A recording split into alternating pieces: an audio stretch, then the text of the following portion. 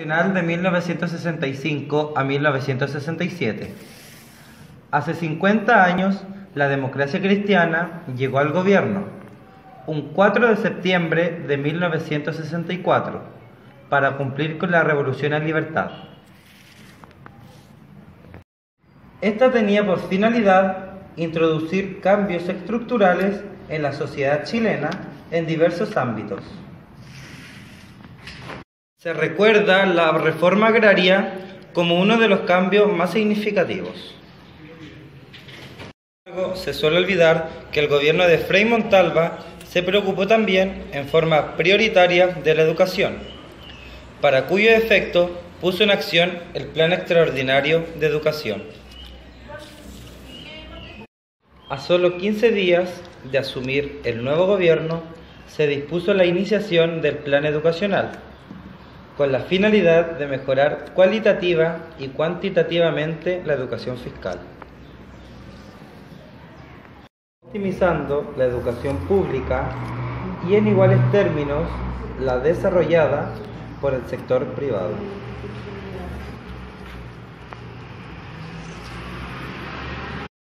En materia educacional, que es lo que nos preocupa en este recuerdo, Ernesto Schelfenbein formó un equipo. La ejecución de la reforma educacional estuvo a cargo del ministro de Educación, Juan Gómez Millas, y de Patricio Rojas, el subsecretario de dicha cartera. Frei Montalva, un verdadero líder, estadista, intelectual, destacado, carismático, llegó al gobierno en los tiempos de la Guerra Fría y con un mundo viviendo un proceso de cambios. Propuso una reforma educacional que fuera igualitaria, inclusiva y de extrema calidad. Se fijaron 6 ejes fundamentales para tal reforma. A través de la Dirección de Aprovisionamiento del Estado, se ordenó adquirir laboratorios, gimnasios, textos escolares para educación diurna y nocturna. Comunicar en forma transparente los acuerdos y avances del plan a todo el país. Los organismos anexos de apoyo que fueran necesarios al plan. Todo lo anterior se llevaría a cabo con un equipo humano ya preparado en diferentes niveles educativos, administrativos y financieros. René Viñas, Educación Básica. Alfonso Bravo, Educación Secundaria. Luis Oyarzún, Educación Profesional y Técnica Vespertina. Waldemar Cortés, Educación Nocturna. Y toda una superestructura sobre la planta del Mineduc para agilizar, dirigir y controlar los avances de tal reforma en los tiempos y metas propuestas. En el año 1965 se esperaban 250.000 nuevos educandos y hasta en las comisarías y tenencias rurales de carabineros se podían inscribir para matrículas. Construyó una escuela y media diaria en el país y 3.000 planteles nuevos de Arica a Punta Arenas.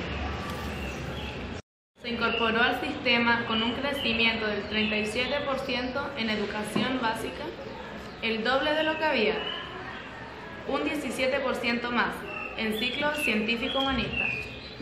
Vale decir, el triple existente y sobre todo un 211,6% creció en técnico profesional. Se negoció con los 2 gremios de profesores de la época, la Unión de Profesores de Chile Primarios Públicos, Federación de Educadores de Chile por el resto del magisterio, con los que se acordó dignificar la carrera docente.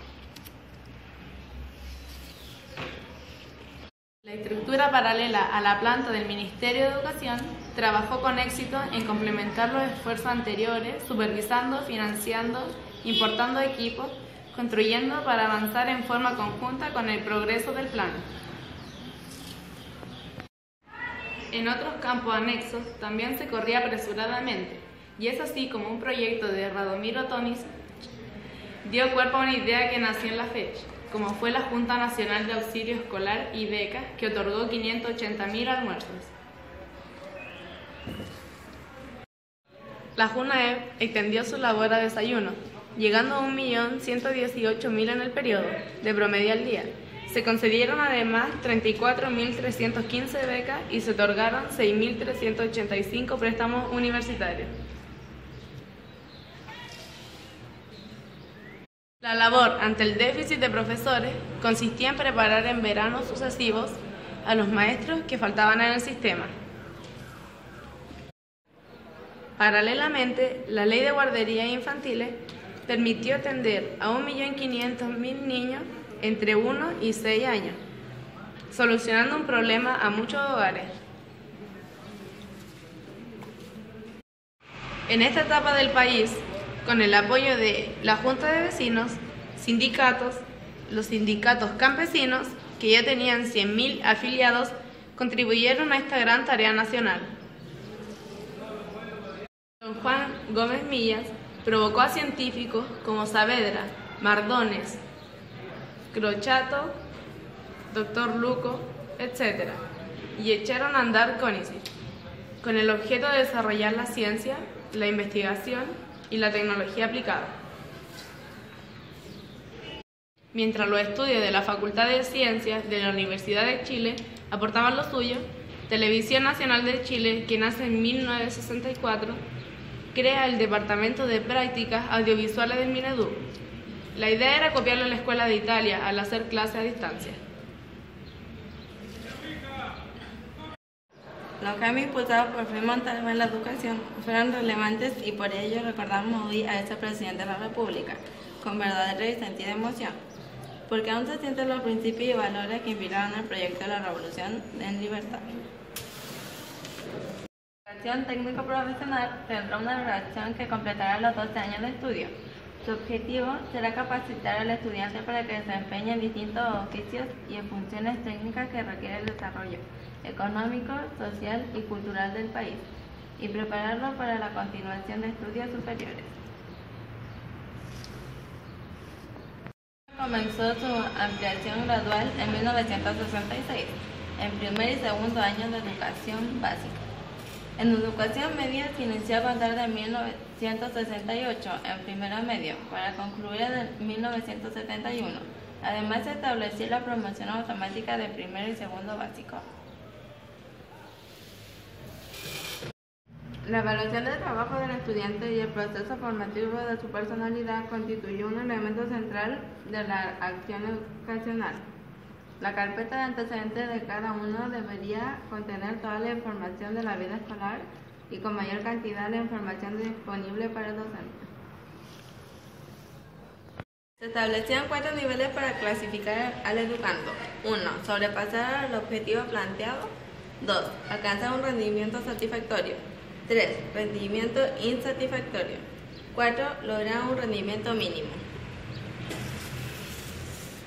En 1967 se creó el Servicio Nacional de Evaluación, dependiendo del CPI, cuya tarea central fue la administración de una prueba nacional al término de la enseñanza general, destinada a medir habilidades verbales y matemáticas. Los factores que permiten explicar el origen de la llamada reforma universitaria chilena son de diversa índole. Por un lado, debe tenerse en cuenta la influencia que ejerció el contexto internacional marcado por la denominada Guerra Fría entre grandes bloques, capitalista y comunista por el otro lado, la emergencia de grupos críticos al sistema formados por la minoría étnica, racionales o de género, también el surgimiento de nuevas tendencias sociales y artísticas como el rock and roll y de movimientos alternativos como los hippies y los darkies.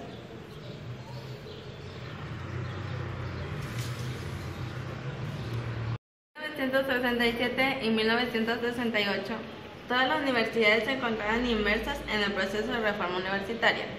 Las huelgas comenzaron primero en la Universidad Católica de Valparaíso y en la Universidad Católica de Santiago, luego en la Universidad Federico Santa María y en la Universidad Técnica, así como también en la Facultad de Filosofía y Educación de la Universidad de Chile y la Universidad de Concepción.